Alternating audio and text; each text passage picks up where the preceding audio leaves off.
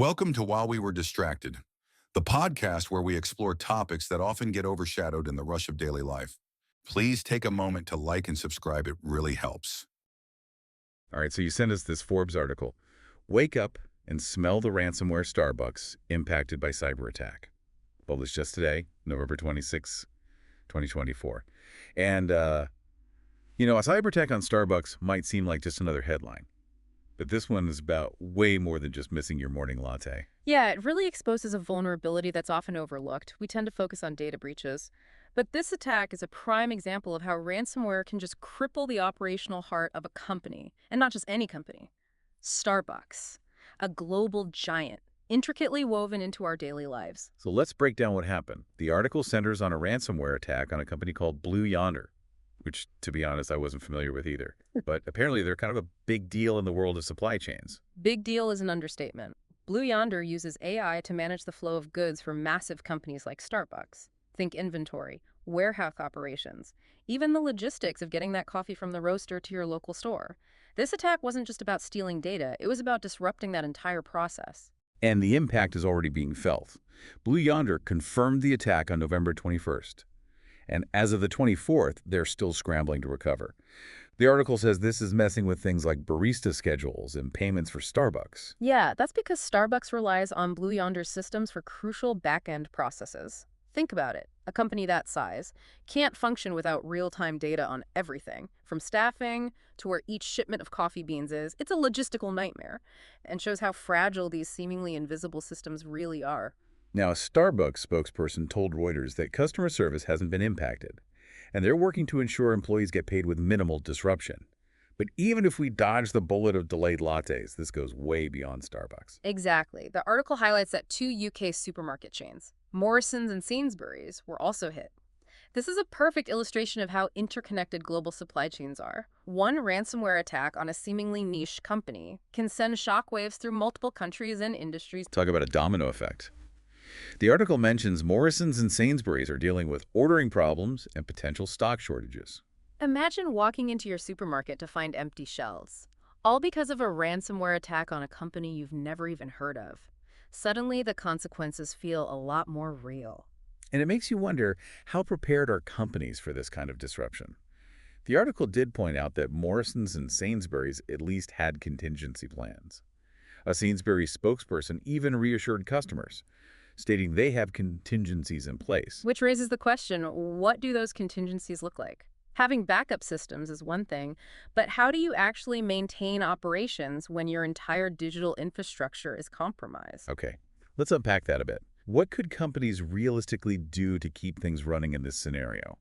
It feels a bit like trying to steer a ship with a broken rudder. Well, for starters, they might have manual ordering systems or agreements with backup suppliers they can activate during emergencies. They could also have pre-negotiated deals with logistics providers to prioritize their shipments if disruptions occur. So it's all about having a plan B, or even a plan C, ready to go. Exactly.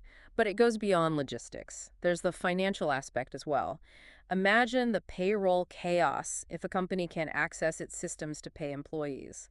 Having backup financial systems and communication protocols in place is just as crucial. It's like a real-life game of chess, anticipating your opponent's moves and having counter-strategies in place. But in this case, the opponent is faceless and constantly evolving. And that's what makes this attack so significant. It shines a light on a blind spot for many of us. We obsess over the vulnerabilities of big tech companies.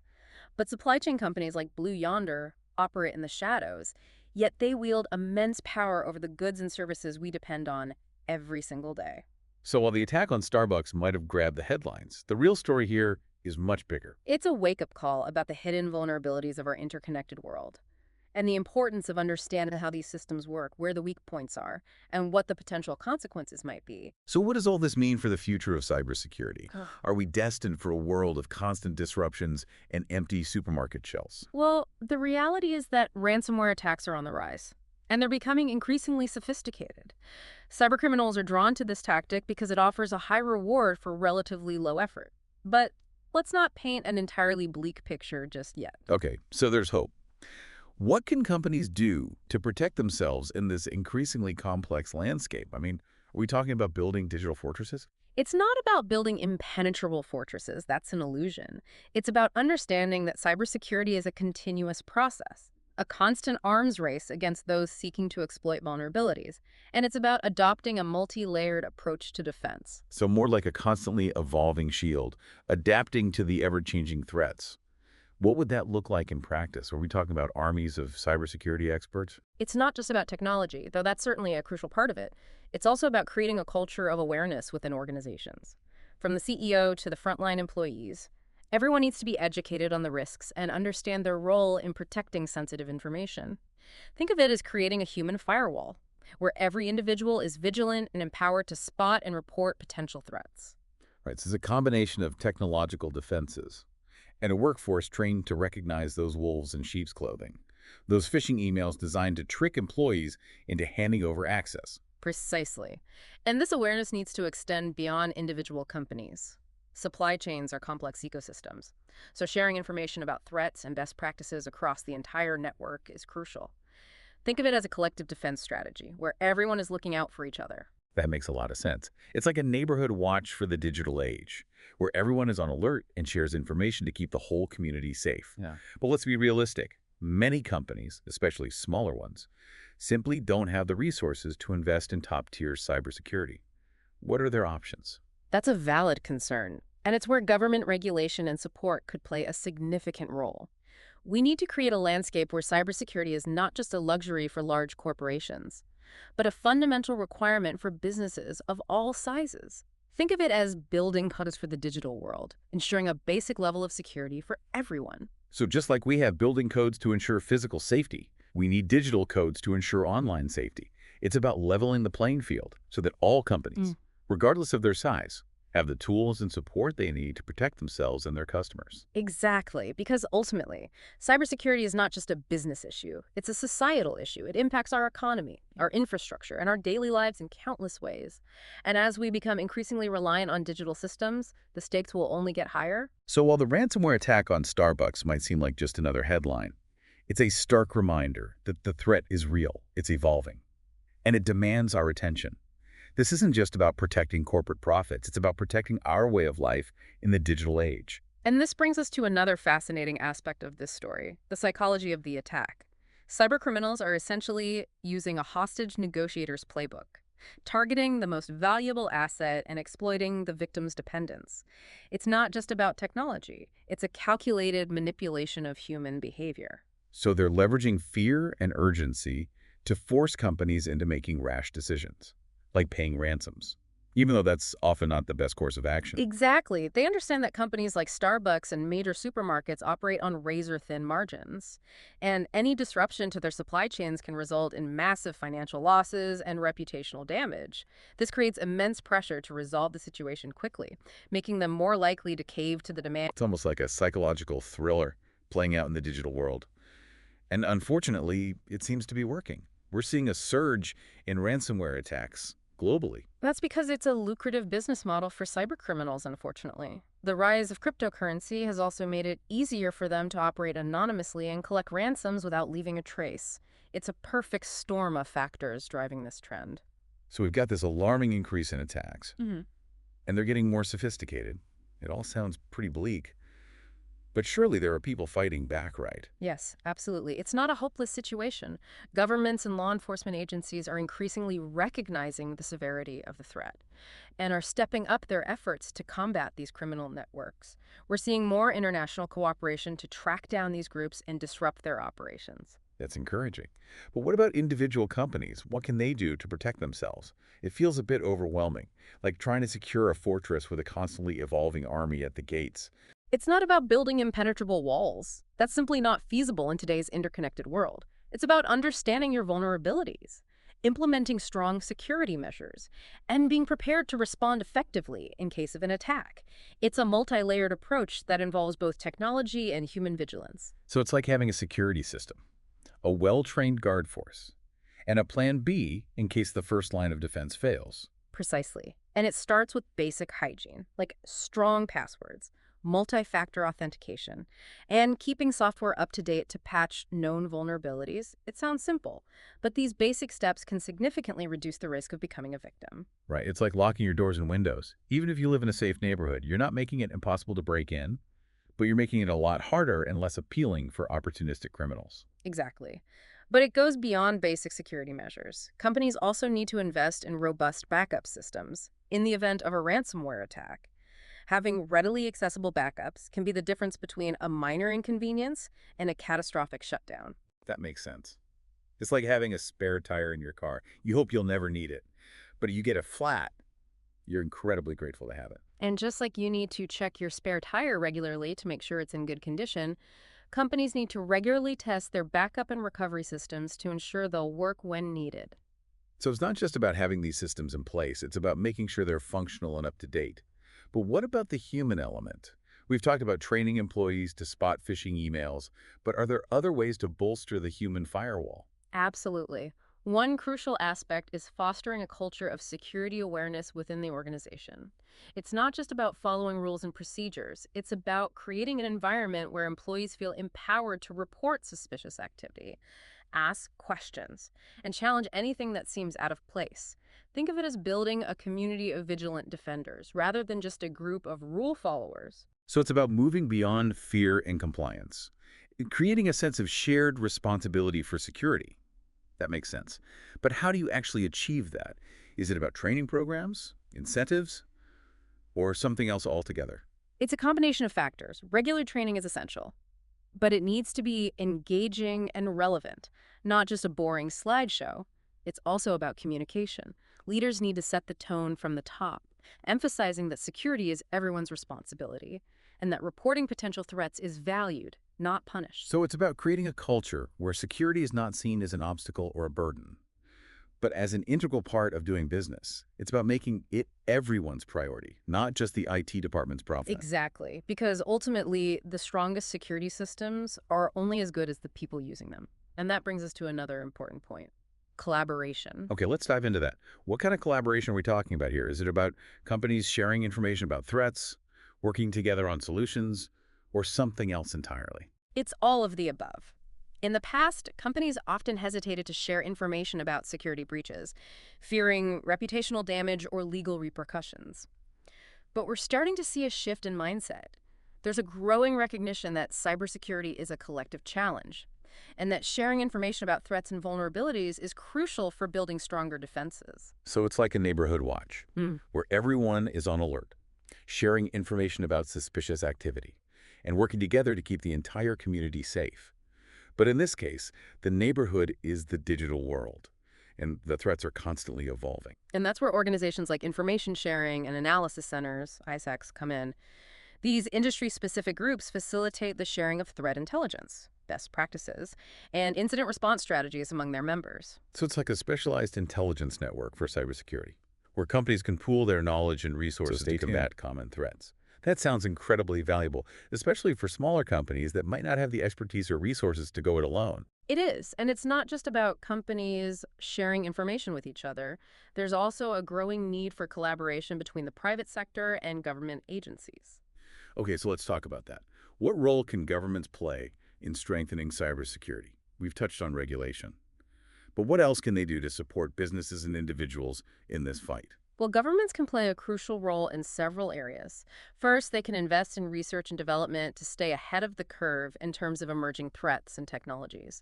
Think of it as funding the development of new weapons and defenses in this ongoing cyber arms race. So it's about investing in innovation to stay one step ahead of the bad guys.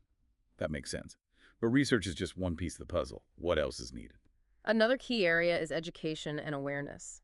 Governments can play a vital role in educating the public about cybersecurity risks and best practices, starting at a young age. Just like we teach children about fire safety and traffic rules, we need to teach them how to navigate the digital world safely and responsibly. Right.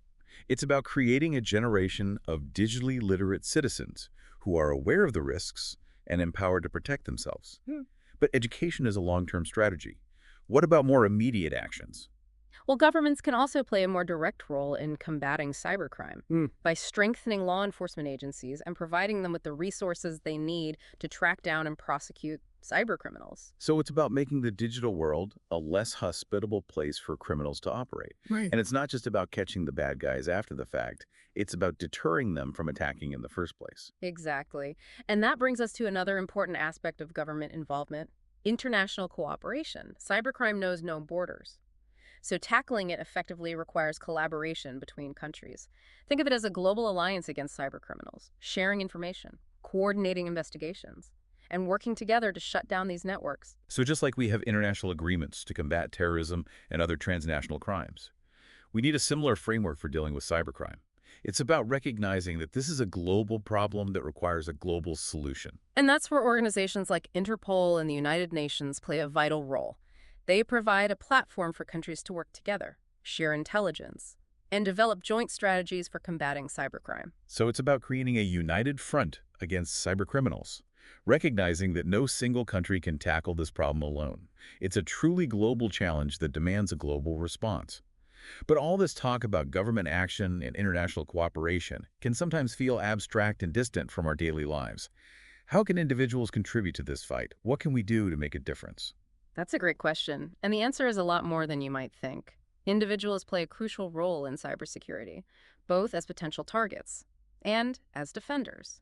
By taking simple steps to protect ourselves and our data, we can collectively make the digital world a safer place. Okay, so let's get practical here. What are some specific things that individuals can do to improve their cybersecurity hygiene? We've talked about strong passwords and being wary of phishing emails, but what else can we do to stay safe online? Well, first and foremost, be mindful of the information you share online. Think before you post. And be cautious about sharing personal details on social media or other public platforms. Remember, the more information you share online, the greater the risk of it being compromised. It's like leaving your doors and windows wide open in a neighborhood known for burglaries. So it's about being selective about what we share online and taking steps to protect our privacy. That makes sense. But what about those of us who already have a significant online presence? Is it too late to lock down our data? It's never too late to improve your security posture. Take some time to review your privacy settings on social media platforms. And consider limiting who can see your posts and personal information. It's like putting up a fence around your property to deter unwanted visitors. So it's about setting boundaries and controlling who has access to our digital lives. But social media is just one piece of the puzzle. What about all the other online accounts we have, like email, banking, and shopping? That's where strong passwords and multi-factor authentication come in. Use unique, complex passwords for each of your accounts, and enable two-factor authentication whenever possible. This adds an extra layer of security, making it much harder for hackers to gain access, even if they manage to steal your password. Right. It's like having a double lock on your door. It makes it that much harder for someone to break in, even if they have a key. But remembering all those complex passwords can be a challenge. Any tips for managing that? Absolutely. Consider using a reputable password manager. These tools can generate and store complex passwords for you, so you don't have to remember them all. It's like having a secure vault for all your digital keys. Just make sure to choose a password manager that uses strong encryption and security protocols. Okay, so we've got strong passwords, multi-factor authentication, and a password manager to keep it all organized. What else should we be mindful of? Another important step is to be cautious about the links you click and the files you download. Cybercriminals often use malicious links and attachments to spread malware and steal information. Don't click on links from unknown senders or open attachments you weren't expecting, even if they seem to come from someone you know. So it's about being discerning and skeptical online. Don't just click on everything that comes our way. It's like being careful about what you pick up off the street. You don't want to accidentally touch something that could be dangerous. Exactly. And if you do receive a suspicious email or message, don't hesitate to report it to the appropriate authorities or your IT department. You could be preventing a larger attack. So it's about being proactive and reporting anything that seems fishy. It's like being a good citizen and calling the police if you see something suspicious in your neighborhood. Precisely. And finally, stay informed about cybersecurity threats and best practices. The landscape is constantly evolving, so it's essential to keep up to date on the latest trends and techniques. Right. It's like staying up to date on the news and weather reports. You need to know what's happening in the world around you to make informed decisions and stay safe. But with all this information coming at us, Where are the best places to get reliable cybersecurity advice? Are there specific websites, organizations, or resources that you recommend? Absolutely. There are many excellent resources available online and offline. The Cybersecurity and Infrastructure Security Agency, CS, is a great place to start. They offer a wealth of information on cybersecurity threats, vulnerabilities, and best practices for individuals and businesses. So CS is a government agency that provides reliable, up-to-date information on cybersecurity. That's a great tip. What other resources would you recommend? Another excellent resource is the National Institute of Standards and Technology, NIST. They develop cybersecurity frameworks and guidelines that are widely used by organizations around the world. Okay, so NIST provides more technical guidance and frameworks for cybersecurity professionals. But what about resources for everyday users who might not be tech savvy? Are there any organizations that focus on educating the public about cybersecurity? Yes, definitely. The National Cybersecurity Alliance, NCSA, is a nonprofit organization that focuses on educating and empowering individuals to stay safe online. They offer a variety of resources, including tips, articles, and videos on topics like protecting your privacy, avoiding scams, and creating strong passwords. So NCSA is a great resource for everyday users who want to learn more about cybersecurity in a clear and accessible way. And are there any other organizations that you recommend? Yes. One more I'd recommend is SANS Institute. They provide a wide range of cybersecurity training and certifications for individuals and organizations. They also offer free resources like webcasts and white papers on various cybersecurity topics. So SANS Institute is a good option for those who want to delve deeper into cybersecurity and potentially pursue a career in this field. It's amazing how many resources are available to help us stay safe online. It's like having a whole team of experts at our fingertips. Exactly. And remember, cybersecurity is not just about technology. It's about awareness, vigilance, and taking proactive steps to protect ourselves and our data by working together and sharing information. We can make the digital world a safer place for everyone. It feels like we've only just scratched the surface of this complex world of cybersecurity. It's a lot to process, and I can imagine some listeners might be feeling a little overwhelmed by it all. It's understandable to feel that way. Cybersecurity can seem daunting, especially with the constantly evolving threats and the sheer volume of information out there. But it's important to remember that we don't have to become cybersecurity experts overnight. Even small steps can make a big difference in reducing our risk. That's reassuring to hear. So where do we even begin? What are some practical takeaways that listeners can implement in their own lives to enhance their cybersecurity? One of the most important things is to cultivate a mindset of healthy skepticism online. Don't just blindly click on links or open attachments, even if they appear to come from a trusted source. Take a moment to verify the sender and the content before interacting with anything. So it's like practicing good digital hygiene. Mm-hmm. Wash your hands, so to speak, before handling sensitive information online. Don't just click on anything that comes your way. Precisely.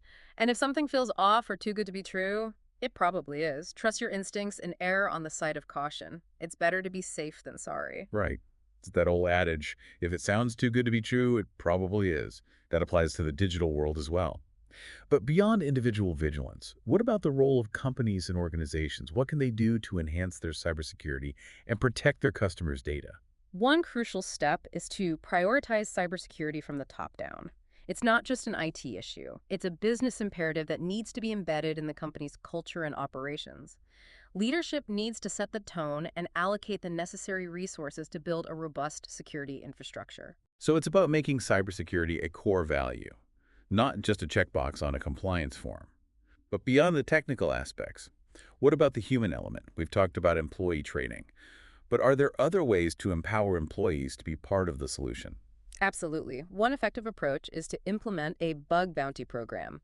This incentivizes ethical hackers and security researchers to identify and report vulnerabilities in the company's systems before malicious actors can exploit them.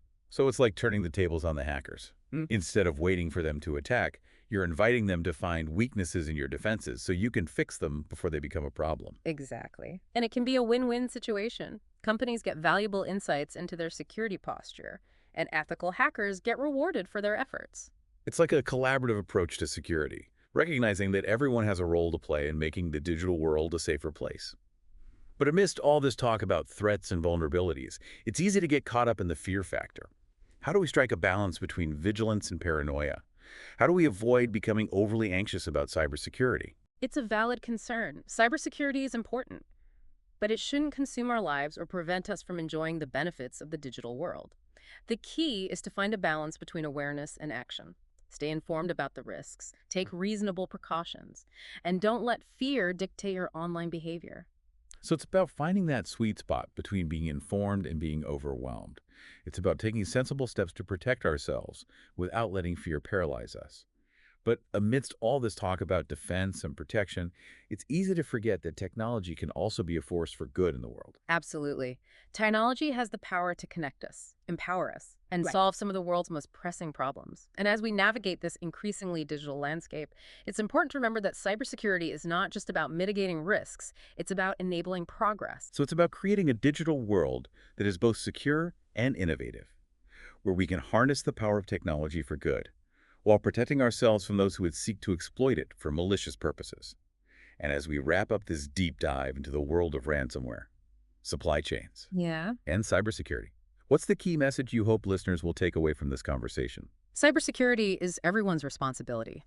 It's not just an issue for tech companies or governments. It's something we all need to be aware of and actively engage in by taking simple steps to protect ourselves, our data, and our organizations. We can collectively make the digital world a safer and more resilient place. That's a powerful message. And as our world becomes increasingly interconnected, it's a message that resonates more than ever. It's a call to action for all of us to step up and become informed, vigilant, and proactive in the face of evolving cyber threats. Precisely. And remember, knowledge is power. The more we understand about cybersecurity, the better equipped we'll be to navigate the digital landscape safely and confidently. Well said. And on that note, we'll bring this deep dive to a close. We hope this episode has been informative and empowering, and we encourage you to continue exploring the fascinating, ever-evolving world of cybersecurity. Until next time, stay safe, stay informed, and stay curious. Please take a moment to like and subscribe. It really helps.